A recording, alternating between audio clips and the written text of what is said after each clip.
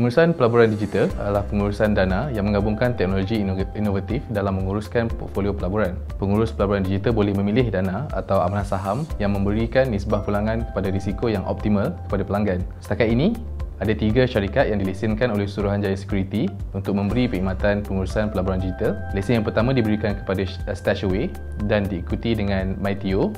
Lesen ketiga dan satu-satunya lesen Islamik diberi kepada Wahid Invest pada tahun 2019.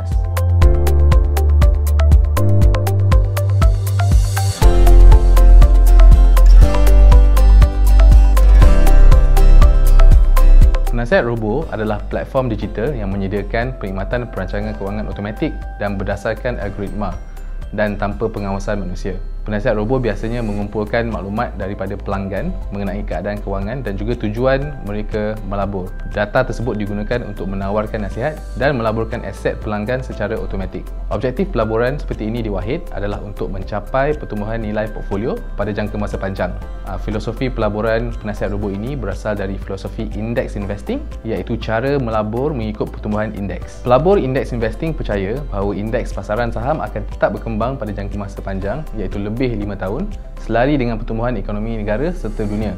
Dengan itu, pelabur indeks investing tidak mengindahkan pergerakan harga saham pada jangka masa pendek. Indeks investing adalah kaedah pelaburan yang tidak berlandaskan spekulasi semata-mata. Apa yang dilihat adalah purata pertumbuhan portfolio pelaburan, kebiasaannya dari tahun ke tahun, seperti mana kita lihat purata pertumbuhan ekonomi yang diumumkan secara tahunan.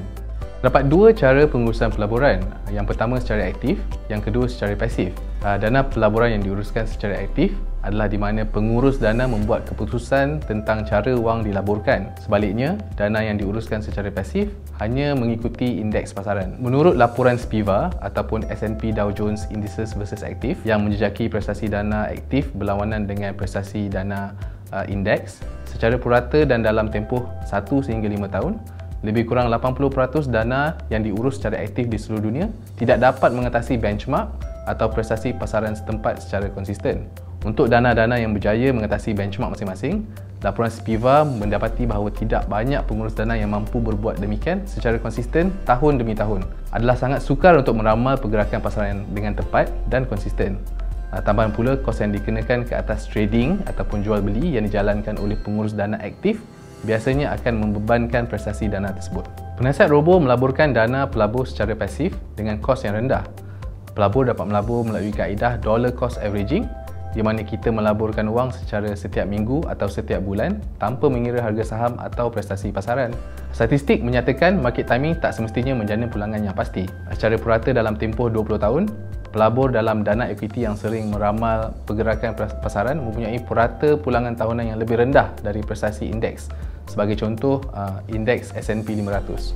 Di sini kita boleh lihat bagaimana pelabur menjual dalam keadaan yang panik dan terlepas dengan keuntungan yang seterusnya. Apabila kita terus melabur dengan dollar cost averaging, kita sebenarnya sudah mengurangkan risiko membeli saham pada harga yang terlalu tinggi kerana kita membeli secara mingguan atau bulanan dan harga saham itu akan dipuratakan. Ini lebih baik berbanding pelabur yang cuba meneka bila waktu terbaik untuk beli saham secara lamsam. Dalam kes ini, sekiranya harga saham itu terus merudum, dia tiada lagi dana untuk membeli saham yang sama pada harga yang lebih rendah.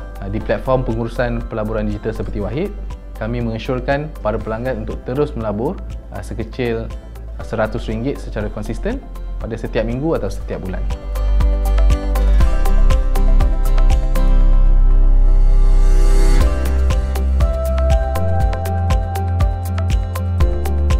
Hampir kesemua penasihat robo yang ada di Malaysia ini berteraskan filosofi index investing seperti yang diterangkan sebelum ini. Penasihat robo melaburkan wang anda secara pasif ke dalam saham yang pelbagai untuk membantu anda menjejaki pertumbuhan sesuatu indeks pasaran saham seperti S&P 500 iaitu indeks 500 syarikat terbesar di Amerika Syarikat ataupun FBM KSCI iaitu indeks pasaran saham Malaysia. Kebanyakan amanah saham pula melibatkan pelaburan secara aktif di mana ada beberapa orang pengurus dana cuba untuk melaburkan dana anda di pasaran saham untuk mendapat keuntungan yang lebih. Kedua-duanya ada kelebihan masing-masing. Namun, hampir kesemua penasihat robo di seluruh dunia mendapat sokongan daripada orang ramai kerana terdapat kajian yang menunjukkan bahawa pelaburan secara pasif membawa pulangan yang lebih tinggi pada jangka masa panjang berbanding lebih 80% pelaburan yang diuruskan secara aktif. Di Amerika Syarikat pula, pelaburan indeks investing ini dipelopori seorang pelabur berjaya iaitu mendiang John Bogle yang pada hari ini syarikatnya yang bernama Vanguard menguruskan dana sebanyak 5.6 trilion US dollar. Dia mempelopori pelaburan indeks investing yang mempunyai kos rendah kerana dia percaya bahawa yuran yang tinggi yang dikenakan kepada pelabur akan menjejaskan pelaburan pada jangka masa yang panjang. Fee tahunan yang dikenakan platform-platform penasihat robo di Malaysia bermula dari 0.2% hingga 1%, manakala jumlah pelaburan minima adalah di antara 0 sehingga RM100. Ketiga-tiga penasihat robo di Malaysia tidak mengenakan caj jualan ataupun caj belian.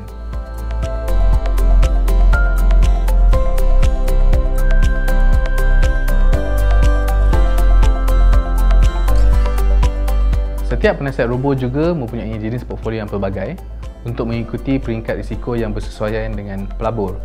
Penasihat robo berlesen seperti Wahid, Stashaway dan MyTio tidak menjanjikan sebarang pulangan yang tetap. Pulangannya bergantung kepada pertumbuhan indeks yang digunakan.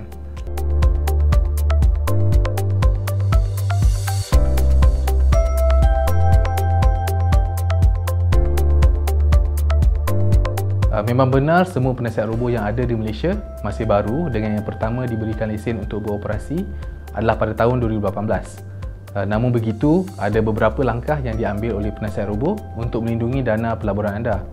Jadi kesemua pelaburan anda dipegang oleh pihak pemegang amanah ataupun trustee yang berlesen. Seperti Wahid dan Stashaway, trustee yang dipilih adalah Pacific Trustees Berhad.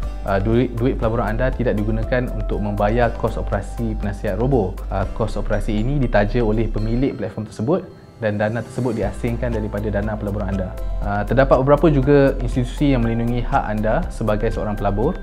Kalau ada perkara yang tak boleh diselesaikan oleh penasihat robo, anda boleh menghubungi pihak Suruhanjaya Security untuk membuat aduan.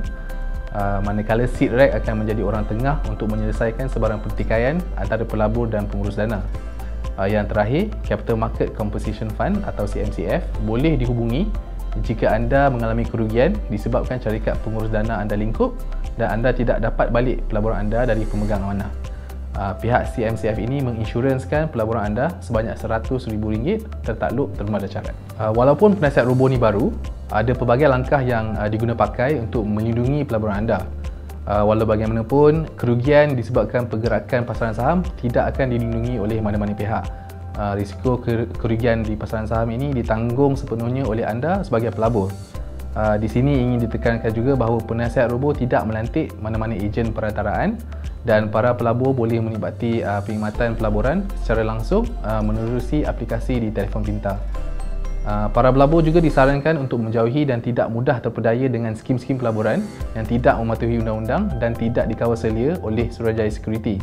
Termasuklah scam atau skim pelaburan yang menyerupai syarikat-syarikat penasihat robo, terutamanya melalui aplikasi media sosial seperti WhatsApp ataupun Telegram.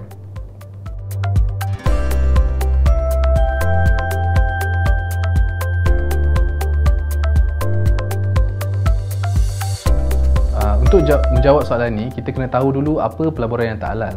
Jadi pertamanya, pelaburan yang tidak halal adalah pelaburan ke dalam syarikat seperti syarikat arak, syarikat perjudian, syarikat makanan yang tidak halal ataupun syarikat perbankan konvensional yang terlibat dalam transaksi ribawi, dan juga syarikat-syarikat yang mempunyai tahap hutang yang terlalu tinggi. Di Malaysia, Wahid adalah salah satunya platform pengurus dana digital Islamik yang diluluskan oleh Suruhanjaya Security. Wahid memastikan bahawa pelaburan anda bebas daripada saham-saham ataupun aset-aset yang tidak mematuhi prinsip syariah. Wahid mempunyai penasihat syariahnya sendiri iaitu Dr. Azlan Hassan yang merupakan seorang profesor di Institut Perbankan dan Keuangan Islam UIAM. Dia juga merupakan ahli Majlis Penasihat Syariah Suruhanjaya Security Malaysia.